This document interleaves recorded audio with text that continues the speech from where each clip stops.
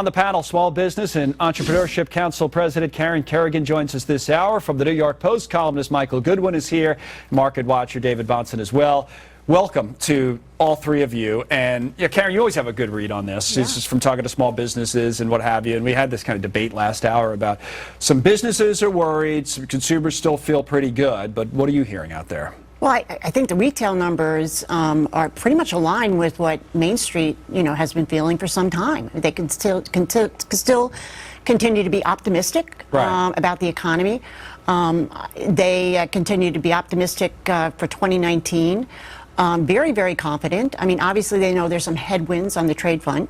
And for most businesses, it hasn't impacted them yet. That's what I was going to talk about, because this David Helfenbein was on last hour, Rick Helfenbein, the retail guy, and his point was like, well, a lot of the businesses, because they're, I guess they're kind of eating up the concerns about the trade war themselves, not passing them along, that the businesses are concerned, even if the consumers aren't yet. Is that fair? Or? It is, but they still feel very confident about where we're going. But the longer this goes on, the deeper the impact. I mean, obviously the bigger concern, but they're not, buying into the doom and gloom, recession type, message right now, I guess. Speaking of doom and gloom, Michael, one of the things we talked about here earlier, yesterday, especially when everything was so crazy, is that, if you start talking yourself into a recession, the next thing maybe you have one on your hands. I think the president in his latest tweet might be picking up on that. A few minutes ago, he said something along the lines of the fake news is doing everything they can to crash the economy. This idea of people rooting for a recession, and then you bring it on. What do you think's really happening? Well, politically, that is certainly an element of this, that the left would love nothing more than to see a recession, if only because they have no argument against a strong economy. The jobs numbers, all of that are embarrassing to the Democrats. They know that's the only way. See, it's two sides to it, right? That's the only way, if you come at it from the left, to beat Trump would be the one argument. And then if you're Trump, you say that's kind of the only way I can win re-election, because on a number of other issues he struggles, right? So the economy's the key for him.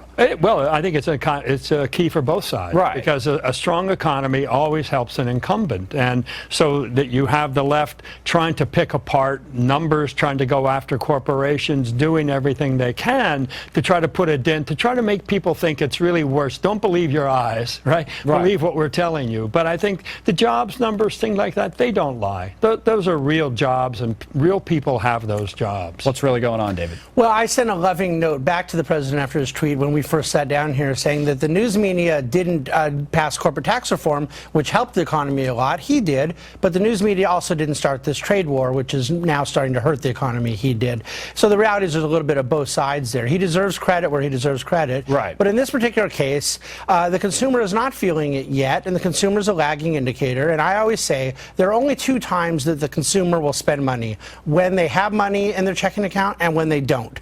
The consumer is not a problem.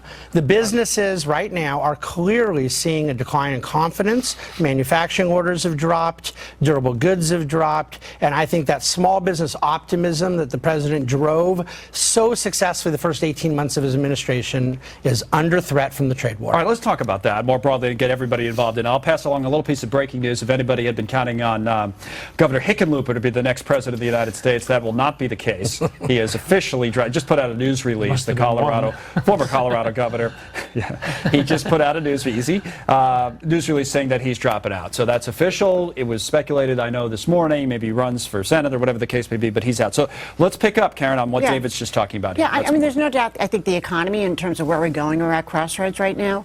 I mean, small business optimism has been very high.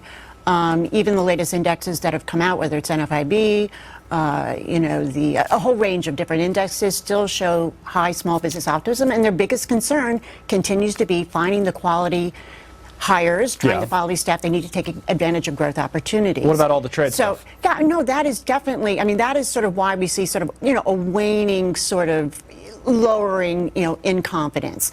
And they want an end game. They want to know when this is going to end. And I'd say if it's not really done by the end of the year, then you do sort of impact their confidence further. But, look at the productivity numbers that came out, as well. We haven't seen back-to-back numbers this strong since before the recession. No, I know. That's why I think the productivity number, though, again, it was a second quarter number, and it's a lagging indicator. The issue, productivity comes out of business investment. Business investment comes out of business confidence. So if business investment investment is that's where we're struggling, then what's the next step? The productivity will drop. It's Yes, inevitable, absolutely. and that's Yeah. what we have to be concerned And about. the timing of that, I mean, it's anybody's guess, I guess. That's right, what- but I think you're feeling it now, and I think it can accelerate into the later part of this year. And the timing is always the political argument, too, about how it affects re-election. But go ahead, Michael. Well, I was whatever just you going to say that, look, I take David's point that this is the president's trade war. But let's rewind and remember why we got into this in the first place. It was this decades of China literally stealing information, taking jobs away, bad trade deals. I mean, these are things now that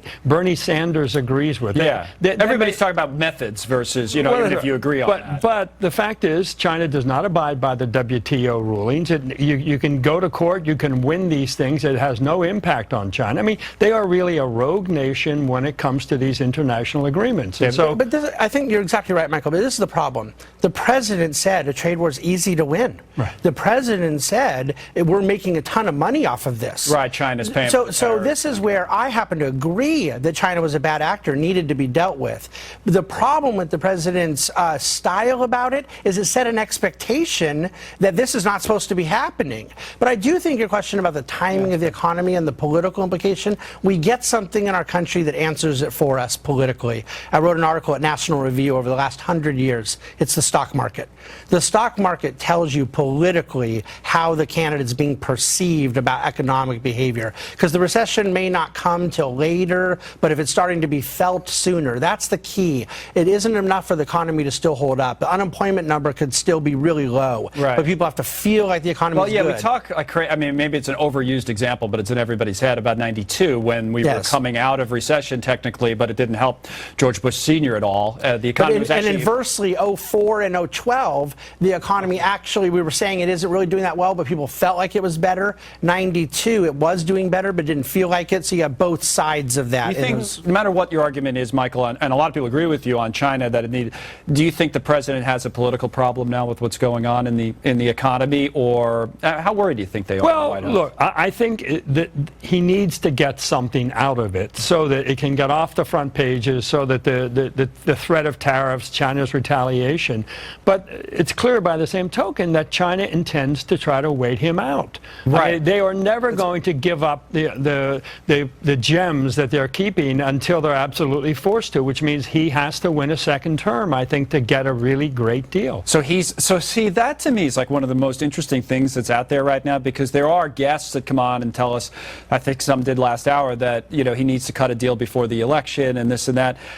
There is, if you think about it, Karen, from the point of view of, let's say, a farmer in Iowa, right? And I've interviewed a bunch of them, was there a couple times last year. You would think, well, they're going to turn on the president because they're getting hurt by the trade war. Well, the truth is, many of them aren't. Many of them have been loyal to the president. I just wonder whether, if we can hang in, right, in the U.S., and obviously it's going to hurt us, it's hurting China as well, whether the political motivation for the president, to Michael's point, is to, as it is with China, push this off for a little while, so you can't have Elizabeth Warren or somebody else coming in and saying, you know what, you shouldn't have cut, it wasn't worth it, why'd you fight all this, and then you cut a deal at the end, it's not even a good deal. I think he's smarter than that. I think given sort of what they did in backing off on the tariffs, leading up to Christmas, is an indication of that. Well, it's also an admission that China's not paying the tariffs and all that kind of thing. Well, right. I mean, and that it's having an impact, right? An economic impact. But, I just think that I'm one that think the economy is going to be the #1 issue, and given that it will be the #1 issue, always is the #1 issue, that the president needs to do some type of deal, Better even if to it's get the small deal. step IP market access, so that business investment will pick up, so that there's more certainty, stability in the market, and then that will continue to drive growth. Definitely might be right. A lot of people think that. What do you think, Michael? Well, look, I think one thing the president can do, one argument he can make against the left's arguments, which is this is an important national issue. If we have to sacrifice in the short term, we should sacrifice. He hasn't really made that argument. This is an economic war. Right. Which he hasn't made the argument about that we're going to suffer. That's right. He said you Right. won't suffer. Right. And I think that was probably a mistake, because eventually, I mean, it wasn't true, and eventually he's going to have to acknowledge it, as he sort of does. He sort of did the other right. day. That was the first time. But I do think it is such an important issue that the public and those farmers understand it, even though they are personally suffering, that this is a generational conflict. I know David's got one more thing to say. got to get a break. Go ahead. I do. History has not been kind to presidents that try to tell the truth in their first term about these sorts of things. This is a second-term issue, a second-term fight. I agree with Michael completely. It has to happen. But Jimmy Carter's malaise speech, Barack Obama saying now is not the time to go to Las Vegas. Americans, as consumers, do not like being told that they have to cut back. We got to get this thing fixed. Maybe the most honest statement that history is not kind to those who tell the truth. All right, guys, we'll continue here in a moment. The